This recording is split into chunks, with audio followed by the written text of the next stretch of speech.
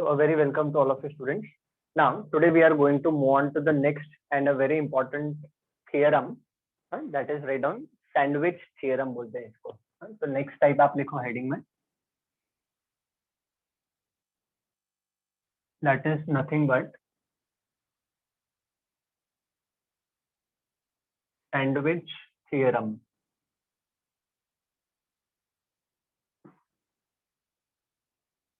Sometime also known as squeeze theorem. Sandwich theorem or sometimes also known as squeeze theorem भी बोलते हैं इसको. You write down, I'll give you the statement and then we'll move on to the examples. पहले मैं आपको इसका explanation दूंगा, statement दूंगा and then we'll move on to the problem solving of this sandwich theorem के problems. Very important concept. Please make a note of this heading. Now under this you write down, लिखो अभी, if fx is less than or equal to gx is less than or equal to hx. If fx is less than or equal to gx is less than or equal to hx for all x belonging to open interval alpha comma beta minus point A. For all x belonging to open interval alpha comma beta minus point A. ठीक है, ये क्या बोलता है? And if, this is important condition, and if लिखो limit x is tending towards A of fx is equal to L, which is also equal to limit x tending towards A of hx is also equal to L. Don't worry, I'll explain everything. हर एक detail में आपको explain करूंगा. And if limit x tending towards A of f of x is equal to L, and also limit x tending towards A of h of x is also equal to L, then limit x tending towards A of g of x is also equal to L. Small l is the notation for value of some limit. Limit का जो value है उसको मैंने small l notation से denote किया है, उसको हम capital L से भी denote कर सकते हैं. ठीक है? So write down this statement and you can put a box over this. Now let me explain you this sandwich theorem graphically.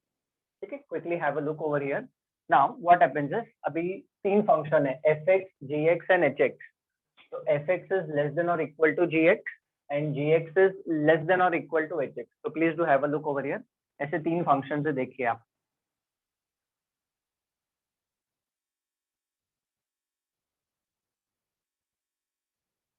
ठीक है, fx सबसे छोटा फंक्शन है, so this is nothing but fx, this is nothing but gx and this function is nothing but hx.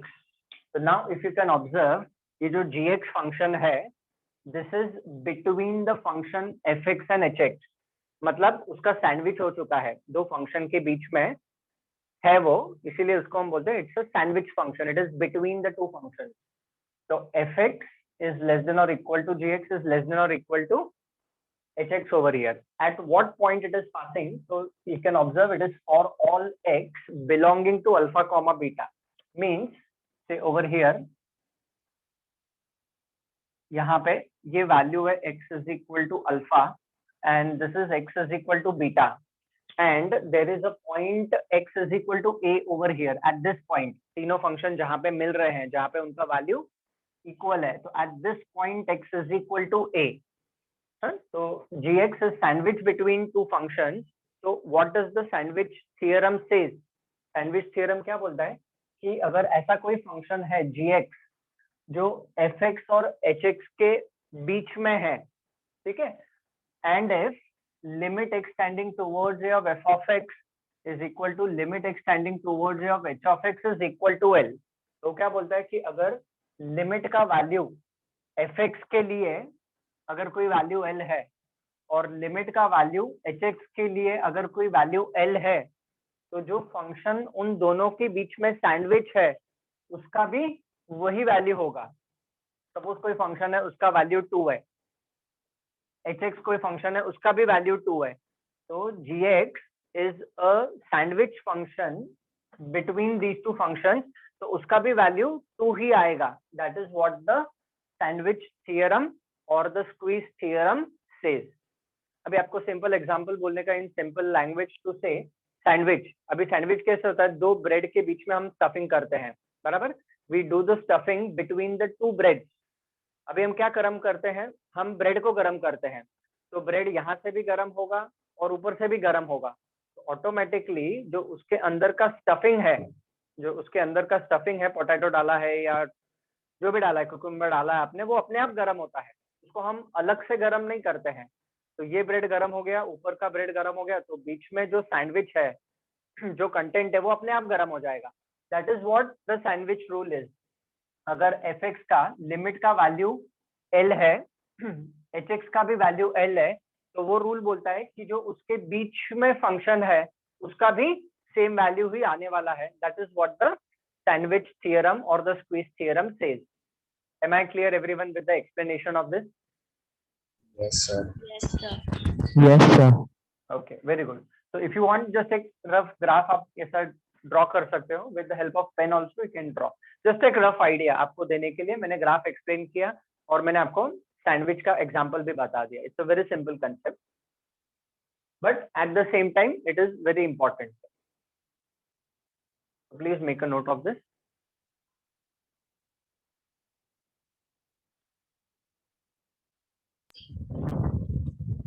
Done, sir. Done, okay, ठीक है। अभी हम ये सैंडविच थ्योरम की हमें जरूरत क्यों पड़ी, जब अच्छे से सब चल रहा था, प्रॉब्लम तो हम लिमिट्स को इवैल्यूएट कर रहे थे, तो why do we need this sandwich theorem. अभी क्या होता है, कुछ ऐसे फंक्शंस होते हैं जिनको हम डायरेक्टली इवैल्यूएट नहीं कर सकते। You can find out the value of such functions which are lying between the two functions.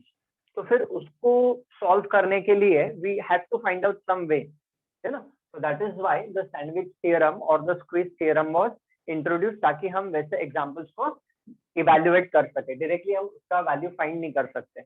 Okay, so now by after seeing the sandwich theorem का statement and the squeeze theorem का statement, now let us move on to the problems that are dependent on the sandwich theorem. Okay, चलो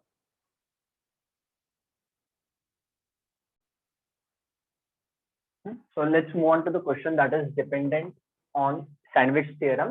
Now what question is saying, find limit extending towards infinity of fx, हमें evaluate करना है where fx is a function between these two given functions। तो हमें इस पे fx का limit evaluate करना है, ठीक है।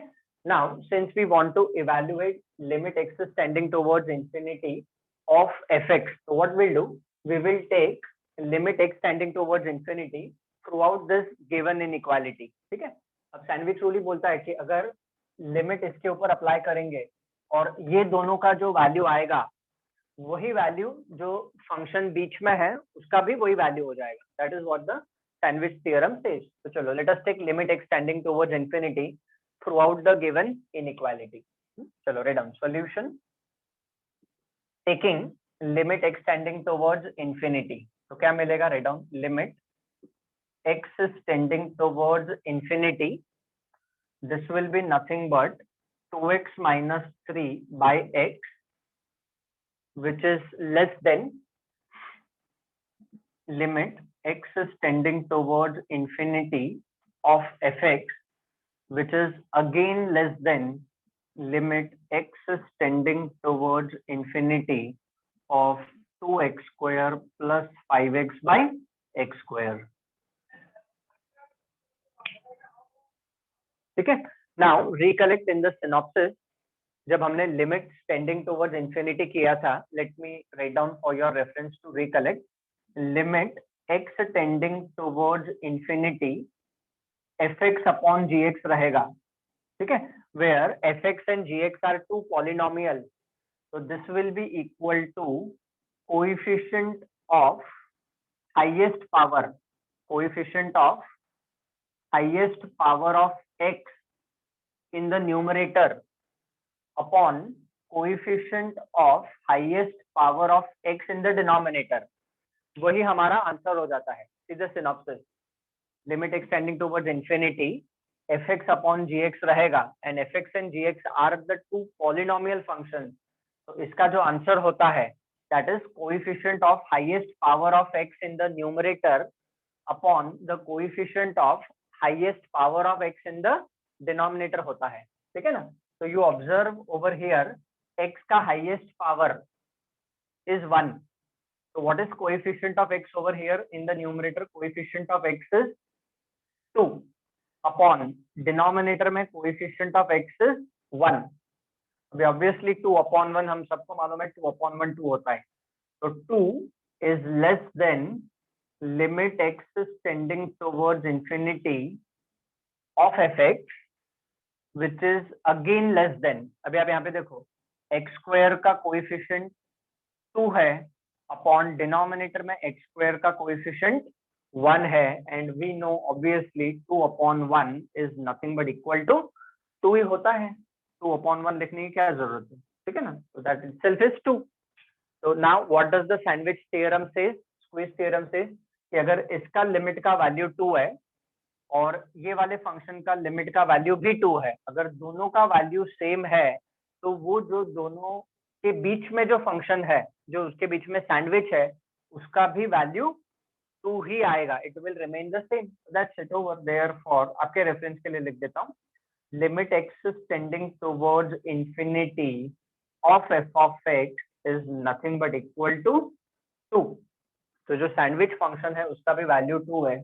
So it is option B, the correct answer. Problem is over. ठीक है. या आप ऐसा भी कर सकते हो, you can split the denominator. You know limits at infinity के प्रॉब्लम कैसे सॉल्व करते हैं मैंने आपको शॉर्टकट से बता दिया. आप अपॉन x स्प्लिट करो. ठीक है. तो 2x अपॉन x, तो यहाँ पे 2 आएगा. 3/x वाला टर्म 0 हो जाएगा. Then also you are left out with 2.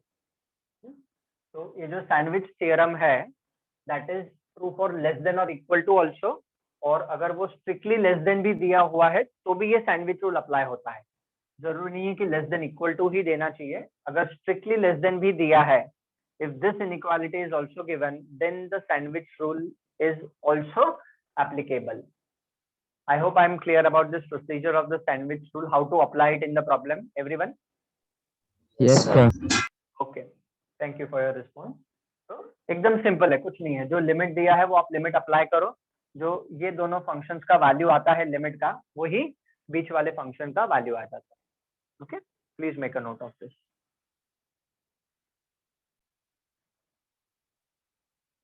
So let us move on to the next question, that is question number 69 students.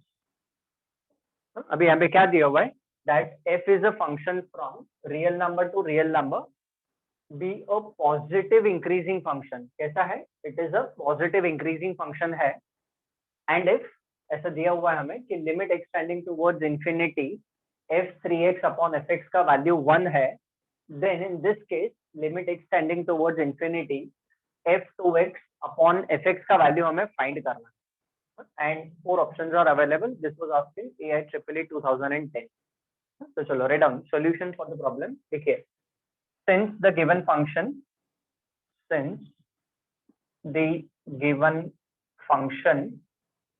is positive increasing function, is a positive increasing function, therefore what is going to happen, 3x will be greater than 2x and 2x will be greater than x. देखो कैसे मालूम पड़ेगा, यही चीज लेना है हमें. देखो यहाँ पे 3x है, 2x है और x है. तो since it's a positive increasing function, obviously 3x का वैल्यू 2x से बड़ा होगा और 2x का जो वैल्यू है वो x से बड़ा होगा, है ना. बट ऑब्वियस है. तो अभी क्या होने वाला है, that is when I rearrange this, तो इसको हम ऐसे लिख सकते हैं, that is x is less than 2x and 2x is less than 3x. Rearrange कर दिया इसको, इनइक्वालिटी को हमने उल्टा करके लिख दिया. This means the same. They both have same meaning. Okay. Now what will happen? Since it is less, so therefore इसका जो function का value है, f of x का value will be less than f of 2x का value will be also less than f of 3x का value. कोई भी function हम इसके ऊपर apply करेंगे, since x is less than 2x and 2x is less than 3x, so f of x will be less than f of 2 of x will be less than f of 3 of x. Since this is true, this is also going to hold true. Why so? Because it is a positive increasing function है. Increasing function है मतलब वो increase होते जाता है, इसीलिए ये condition satisfy करेगा. अच्छा, now what we observe, हमें क्या करना है? Problem we have to evaluate, but directly ये problem को हम evaluate नहीं कर सकते, so that's why we are taking help of sandwich theorem हम apply करने वाले हैं. So now what does it say? f of 3x upon fx का value 1 है, तो upon में fx है, so what I'll do, I will divide this inequality throughout by fx. इस पूरे inequality को हम fx से divide कर देंगे, तो fx upon fx, so that will give me 1, which will be less than f of 2x upon fx, which will be again less than f of 3x upon fx. हाँ, भैया पूछोगे sir आपने fx से ही क्यों divide किया? Requirement है, upon में fx चाहिए, तो जैसा क्वेश्चन में दिया हुआ है वैसा ही हम कर रहे हैं. I have divided the inequality throughout by fx. Now what is saying? We have to take limit x is tending towards infinity. So let us take limit x tending towards infinity throughout. तो देखो क्या मिलेगा? Therefore limit x is tending towards infinity of 1 is lesser than limit x is tending towards infinity of f2x upon fx, which is again lesser than limit x is tending towards infinity f3x upon fx. Limit x tending towards infinity ले लिया throughout the inequality. ठीक है, अभी पर क्या दिया है उसने, वो क्या बोलता है? Limit x is tending towards infinity f3x upon fx का वैल्यू 1 है, तो ये जो लिमिट है, ये लिमिट इसका वैल्यू 1 दिया हुआ है ऑलरेडी, तो राइट डाउन. अच्छा, यहाँ पे भी limit of a constant term is constant term itself, तो ये 1 less than limit x is tending towards infinity of f2x by fx, and this is again less than 1. तो अभी सैंडविच थ्योरम या squeeze theorem क्या बोलता है कि अगर इसका इस लिमिट का वैल्यू 1 है और अगर इस लिमिट का भी वैल्यू 1 है, तो उसके बीच में जो फंक्शन है उसका जो लिमिट का वैल्यू है वो भी इन दोनों के बराबर ही वैल्यू होगा, तो ऑब्वियसली इसका भी वैल्यू 1 आएगा. तो which option is the correct answer? तो option A is the correct answer according to the sandwich theorem. ये जो बीच में फंक्शन है, जो दोनों के बीच में सैंडविच है, that is f2x upon fx, where limit x is tending towards infinity, इसका भी वैल्यू 1 आएगा. That's it, problem is over. So this is how we do problem based on sandwich rule. Please make a note of this.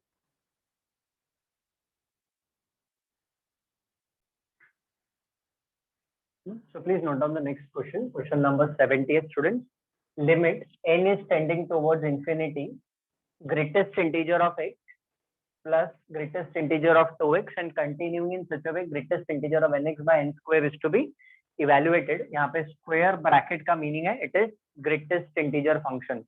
Now we have already done we have seen the definition of greatest integer function and we have done problems also dependent on it.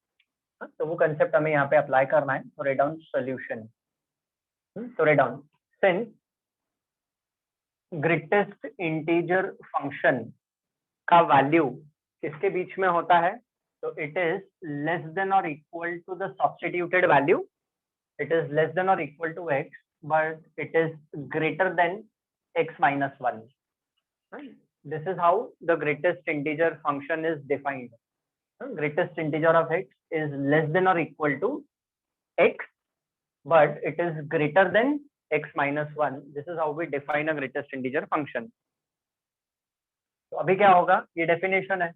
Therefore, similarly, for greatest integer of 2x, so greatest integer of 2x will be less than or equal to 2x, and it will be greater than 2x minus 1. तो इसको हम ऐसा भी पढ़ सकते हैं, 2x minus 1 is less than greatest integer of 2x, which is less than or equal to 2x. अभी एक के नीचे एक लिखो. If you are at the end of the page, please take a new page and write down this thing. ठीक है? Now what will happen? एक हाथ स्टेप और लिख लेते हैं. तो greatest integer of 3x will be less than or equal to 3x, but it will be greater than 3x minus 1. ऐसा कंटिन्यू होते जाएगा. कहाँ तक? greatest integer of nx तक. तो greatest integer of nx will be less than or equal to nx, but it will be greater than nx minus 1. This is what is going to happen till the end. देखो function कैसा rearranged है उसके हिसाब से हमें solution लिखना है. ठीक है ना? तो it is greatest integer of x, 2x, 3x till greatest integer of nx तक जाना है. तो that's what we have done over here. ठीक है? Now what we are going to do students is that now we are going to add all these things. ये जितने भी inequalities है सभी इनइक्वालिटीज को हम ऐड करेंगे. तो we will add this one part, ये part of inequality add हो जाएगा. This part of inequality will be added and this part of inequality will be added. Okay, so when we start addition from here, तो जब हम इसको add करेंगे तो write down what do we get. देखो therefore क्या मिलेगा यहाँ पे? So it will be x plus 2x plus 3x and continuing in such a way till nx. ये सारे terms add हो जाएंगे. x, 2x, 3x and till nx. Minus अभी बताओ -1 -1 -1 -1. तो what will be that written as? n. Yes exactly, it will be written as -n. Very good, correct. This is less than. अभी ये सारे terms add हो जाएंगे बीच वाले. तो it is nothing but greatest integer of x plus greatest integer of 2x plus greatest integer of 3x and continuing in such a way it is greatest integer of nx, which is less than or equal to. यहाँ पे भी ये सारे terms add हो जाएंगे. So that is nothing but x plus 2x plus 3x and continuing in such a way plus nx तक सारे terms add हो जाएंगे. We are just adding them systematically, nothing else. ठीक है? Now you observe ये वाला जो term है और ये वाला जो टर्म है इसमें से x कॉमन आ जाएगा. तो write down next step. Therefore x taken common. तो यहाँ पे क्या बचेगा? 1 plus 2 plus 3 and so on up to plus n. minus n will remain same. ये जो ग्रेटेस्ट इंटीजर बीच वाला जो टर्म है वो भी सेम रहेगा. plus continuing till nx and this is again less than or equal to. यहाँ पे भी x कॉमन आ जाएगा. तो यहाँ पे जब x कॉमन आ जाएगा तो 1 plus 2 plus 3 and so on up to plus n. This is what we get.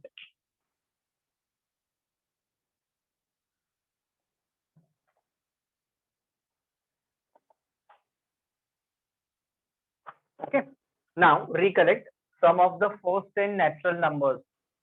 So can anyone tell me sum of the first 10 natural numbers is given by what formula? n into n plus 1 by 2. Absolutely correct. It is nothing but given by n into n plus 1 by 2. Write down. Therefore x will remain same. ये हो जाएगा n into ठीक है, इसके लिए bracket नहीं डालेंगे हम, चलेगा n इंटू n प्लस 1/2 ये हो जाएगा, और ये minus n remaining same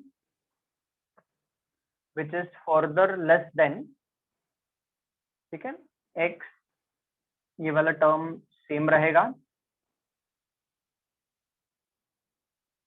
and so on up to nx, and this will be less than or equal to, same चीज वहां पे भी यहाँ पे भी हो जाएगा जो यहाँ पे हुआ है, so this will be nothing but equal to x remaining same, this will be n into n plus 1/2, ठीक है, this is in multiplication, ये n into n plus 1/2 ये इस x के साथ है, चाहिए तो हम ऐसा लिख सकते हैं, this is nothing but, इसको मैं ऐसा लिख सकता हूँ x upon, this is in multiplication, और ये माइनस एन अलग है, ये जो माइनस एन है वो यहाँ पे है, ठीक है। Now what is to be done, n square से डिवाइड करना है, ये जो फंक्शन है इसके अपॉन में हमें सबसे पहले एन स्क्वायर चाहिए, तो what I will be doing, I will divide this inequality throughout by n square, तो चलो let us divide by n square, तो लिखो आप, I will make the change in the same, मैं इसी में अपॉन एन स्क्वायर लिख दूंगा, तो क्या होगा देखो आप, इसके अपॉन में एन स्क्वायर आएगा, ये जो पूरा फंक्शन है इसके अपॉन में एन स्क्वायर आएगा, और ये जो फंक्शन है इसके अपॉन में एन स्क्वायर आएगा, वाई सो, क्वेश्चन का रिक्वायरमेंट वैसा है।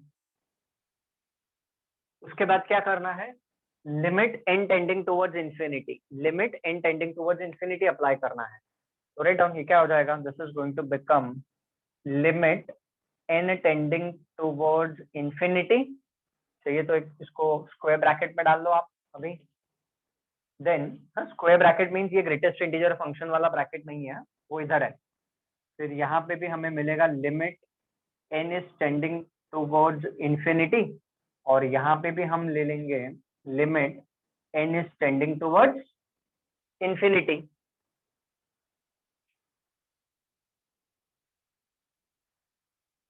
so I hope it is clear till here everyone।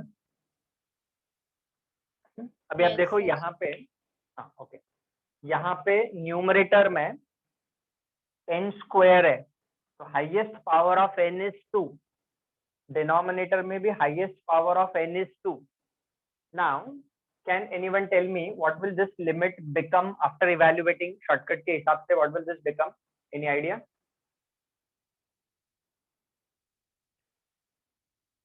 n square का कोएफिशिएंट देखो आप, x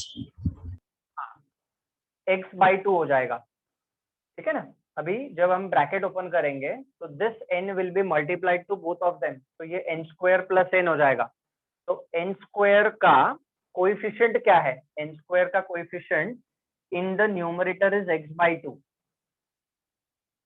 अपॉन डिनोमिनेटर में n स्क्वायर का coefficient is 1, please check out, numerator में ये जब ब्रैकेट ओपन हो जाएगा ना, देखो मैं समझाता हूँ, तो ये n दोनों को मल्टीप्लाई हो जाएगा, तो it will B n square plus n, तो न्यूमरेटर में एलसीएम लेने के बाद, सब कुछ करने के बाद जो हाईएस्ट पावर ऑफ n है, तो that is highest power of n is 2, and n square का कोएफिशिएंट ऊपर x/2 है, डिनोमिनेटर में n स्क्वायर का कोएफिशिएंट 1 है, ठीक है, this is lesser than limit n is tending towards infinity, greatest integer of x plus greatest integer of 2x, and continuing in such a way greatest integer of nx upon n square is less than or equal to, अभी आप यहाँ पे भी देखिए, numerator में same situation है, जो यहाँ पर है सिचुएशन वही सिचुएशन यहाँ पे है, तो इस लिमिट का भी वैल्यू x/2 अपॉन 1 आएगा, ठीक है ना, यहाँ पे देखो n स्क्वायर का कोएफिशिएंट है x/2 एंड यहाँ पे n स्क्वायर का कोएफिशिएंट है 1, तो ऑब्वियसली x/2 अपॉन 1 मतलब x/2 ही तो हुआ, तो ये जो लिमिट है जो दोनों के बीच में सैंडविच है, इसका भी वैल्यू x/2 ही आएगा, तो what is the answer, which option is correct, option B is the correct answer, that's it, problem is over. तो जो लिमिट दोनों के बीच, दोनों फंक्शन के बीच में सैंडविच है, उसका भी वैल्यू x/2 ही आएगा। Upon 1 means it is understood it is x/2, ये भी x/2 है और ये लिमिट का वैल्यू भी x/2 है, तो बीच में जो फंक्शन है उसका भी वैल्यू x/2 आएगा। अभी पहले दो एग्जांपल्स में मैंने स्टेप लिख के बता दिया, अब डायरेक्ट आप ऑब्जर्व करो, टिक मार्क करो, प्रॉब्लम इज ओवर, है ना। स्टेप्स आपके रेफरेंस के लिए मैंने लिख दिए हैं। So you need to remember the synopsis. Whenever it is tending towards infinity, numerator में जो हाईएस्ट पावर होता है उसका कोएफिशिएंट और डिनोमिनेटर में जो हाईएस्ट पावर होता है उसका कोएफिशिएंट, वही हमारा आंसर बन जाता है, but it is true only for polynomial function. ठीक है, now just give me the clearance, is this procedure understood to all, clear all? Yes, sir. Yes, sir. Very good. तो देखो ग्रेटेस्ट इंटीजर फंक्शन वाला भी problem sandwich theorem में मैंने cover कर लिया। Okay, please make a note of this.